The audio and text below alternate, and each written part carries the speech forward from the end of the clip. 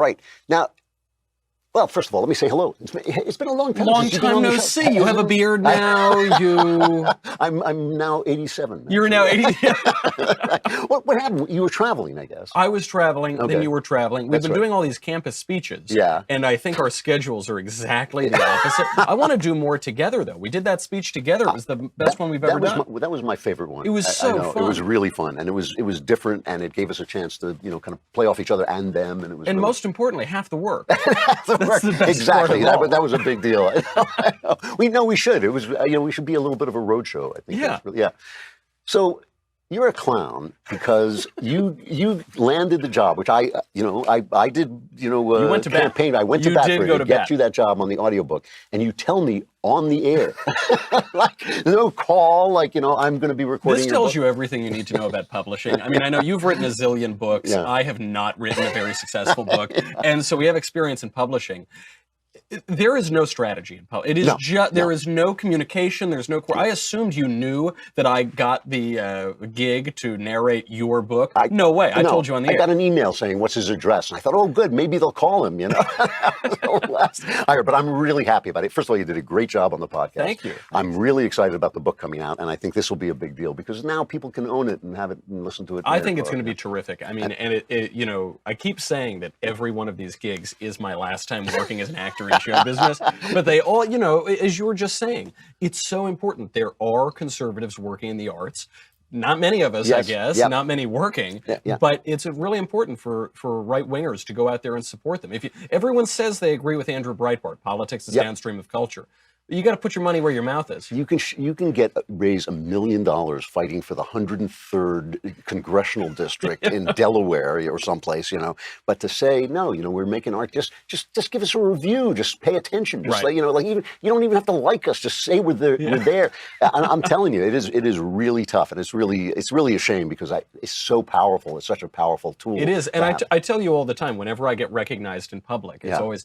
People tell me that they love my show. Because people line up for stories. Yeah. I say, oh, that's great. You watch the Michael Knowles show. I say, no way, man. Another Kingdom. That's my show. So here is why I asked you the important question, should women have the right to vote? It's kind of a joke because I believe that everybody should have the right to vote. But I also believe that men and women are different. Mm-hmm. They have different strengths and different weaknesses. And giving women the right to vote creates certain problems that just having men vote doesn't create. No, nobody has a monopoly on stupidity. Men can be perfectly stupid. But it's like when in the old days when they said Catholics shouldn't vote because they might have a dual allegiance to Rome. That was a fair objection. Deus vult, habemus papa. Absolutely, yeah. And of course they should be allowed to vote, but that is a problem that should be watched for. Mm-hmm. What has changed since women have gotten suffrage? I thought the reason you asked me to talk about the problems of women's suffrage is because you never want me to win elective office in my life, but it might be a dual. I'm trying to save the country here. So the entry point that I saw into this is that it's the 100th anniversary. We're approaching now the 100th anniversary of Congress passing the 19th Amendment. Okay. It was ratified in 1920, but it was passed by Congress in 1919. And you see Alexandria Ocasio-Cortez, our favorite, our old neighbor, she wore all white to her swearing in as a symbol of the suffragist movement. Hillary Clinton did this when she accepted the nomination from the DNC. She wore all white. This was a symbol of the suffragist movement. There was a Harvard study that came out a few years ago, which was done. It was multi-universities. Yale had a part in it, a number of others.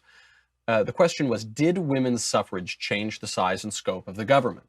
The answer is yes. Did it really? It is undeniably so. Yeah. It led to immediate increases in the size of state government, in state government expenditures and revenue. It led to more liberal voting patterns for federal representatives in the Congress. And this continued to grow as more women started voting. Because it's a little bit misleading to say women have been voting in America for 100 years. That's not true. The 19th Amendment is about 100 years old. But before the 19th Amendment, 29 states gave women the right to vote.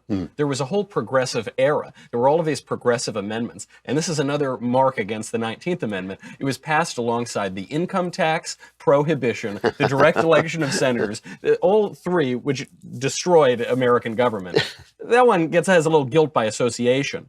But prohibition was a female-directed idea, wasn't it? Well, this is another aspect of it. The suffragist movement largely came out of the temperance movement. Even the characters are all the same. Elizabeth Cady Stanton, we think of as Susan B. Anthony, these leading suffragettes. They founded the New York State Women's Temperance Society.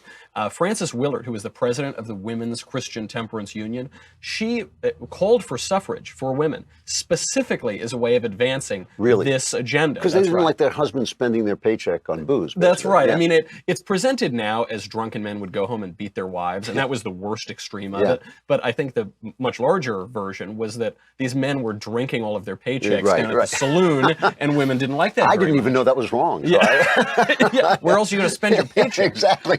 So this came about, but before the 19th Amendment, you had 8 states between 1910 and 1914 let women vote. 17 states between 1917 and 1919, so just 2 years. There were 4 states that let women vote before the 20th century. Just in the 19th century, you could have women voting. So women had been voting for a while. One of the arguments against women voting leading to an increase in the size of government is that the timelines don't match up. But when you take into account when various states permitted it, the timeline start to match up much better. The other side of this is that it's impossible to prove as a matter of numbers, but we know from the writings of the suffragettes that it was believed at the time that the majority of women did not want the right to vote. There was the anti-suffragist movement. And why did they not want the right to vote? They said it would damage the family, and they said that women knew less about politics than men. This sounds shocking and outrageous today. However, every study that has been done of political knowledge, not just in the United States, but across the world, has shown that men tend to know more about politics and current affairs on average. So in the United States, women, on average, know about 30% less about current affairs and politics than men. This is true in the UK and Canada. In Italy and Greece, that number shrinks to 20%. That's because the men there don't know anything about politics either. You know, they're a little bit tuned out in those countries. Because they have no governments, maybe. Because they have no governments. And we do know there's this gender gap in voting. We know women tend to vote for left-wingers. Men tend to vote more for conservatives. Why? Well, there were some theories posited in this Harvard study. One is that women are more risk-averse generally than men are. Right. The other is that, particularly during the time of the suffragists, women were reliant on men. So if you couldn't depend on your man, 1, to stick around, or 2, to bring home the bacon for years on end, you would be more... turn to the man. You would turn to the man, and you would hope that you can have something of a guaranteed income or more wealth transfer payments. We know from these presidential elections, if only men voted in 2018, the GOP would not just have held the House, we would have held a vast majority of the House, 249 seats. Democrats would have had 186. That's according to Nate Silver. President Trump would have won by a much larger margin, 350 electoral votes to 158. Wow. Republicans would have won at least the last 10 presidential They would have won every president. We would have won every presidential election. There would have been no Bill Clinton, no Barack Obama. So this actually raises some questions. I mean, one of the things that the left has done really effectively is they've made conversations they've outlawed conversations like this. So the fact that we are having this conversation that different kinds of people have different kinds of weaknesses and strengths. I mean, I've talked on the show a million times about the strengths of women, the fact that they see another half of the world that I don't see. I get it. You know, you can't see the world in 3 dimensions without, seeing that part of the world.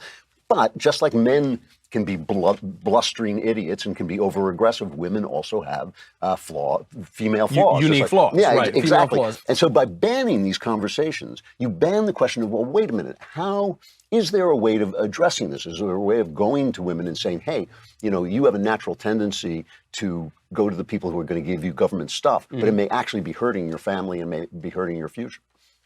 By outlawing these conversations, what this is really an attack on is this is an attack on the study of history. It's a replacement of history with ideology, because certainly when Media Matters watches this, they're going to say, Klavan and Knowles are calling for the end of women's suffrage, which of course we're not doing. What we're pointing out, however, is that there are historical complexities to all of these issues that we want to wash over. We want to look now back on history and say, oh, the 18th Amendment, prohibition. What a stupid and ridiculous amendment. There was no argument for it whatsoever. Nobody supported it. Women's suffrage. There was no debate to be had. It was just awful, evil, terrible people and men oppressing. But that wasn't that at all. The majority of women, most likely, opposed women's suffrage. the historical reality is always much more interesting than the ideology. That's exactly it. And I mean, even when going back to the Catholics, going back to giving the vote to people who have no property, you know, of course I want people who have no property to vote, but it does raise questions about, do they have skin in the game? You know, are they voting to take your money without having any money of their own? I mean, and they want to pretend that these are new questions. Yes, they want to pretend it's always, we're always living in the eternal present for the left. But this, I mean, the reason why it's very difficult in America to argue against women's suffrage, I don't know anybody who really argues against women's suffrage. The reason you can't do it is because of democracy, because of the nature of our country, the nature of our founding principles seems to lead inexorably to greater enfranchisement, to greater egalitarianism. Right. This is not the first time that someone has thought, perhaps democracy leads people to soak the rich and take away their money and leads to certain social problems. I believe good old Uncle Aristotle wrote about this very question. I mean, Tocqueville, you know, everybody's, and all these questions, first of all, they're really interesting questions. And it's just truth, you know, it's just talking about the truth and not trying to, because I believe in freedom first and then you solve the problems that freedom creates, you have to be able to discuss the problems. All right, we got to stop. What are you talking about on the show? Today, we're going to be talking about the mother effer with the hat. We're going to be talking all the way, the similarities between Snoop Dogg and Democrat Congresswomen. It's going to be a blast. Well, this is the one thing that I was watching AOC, as we now call her, and Rashida Tlaib, and I was thinking, you know, young women have a certain kind of confidence that you can have when you know that, first of all, you know, nobody's going to punch you because you're a woman, and if you're a pretty girl, you know, nobody's going to say, you're an idiot. Because, I mean, have you ever looked at a beautiful woman and said, you don't know what you're talking about? I usually look at a beautiful woman and say, exactly. Right, it's exactly right. So it's going to be a lot of that on the show. All right, good for you. It's good to see you again. Finally. Yeah, all right. I'll talk to you later.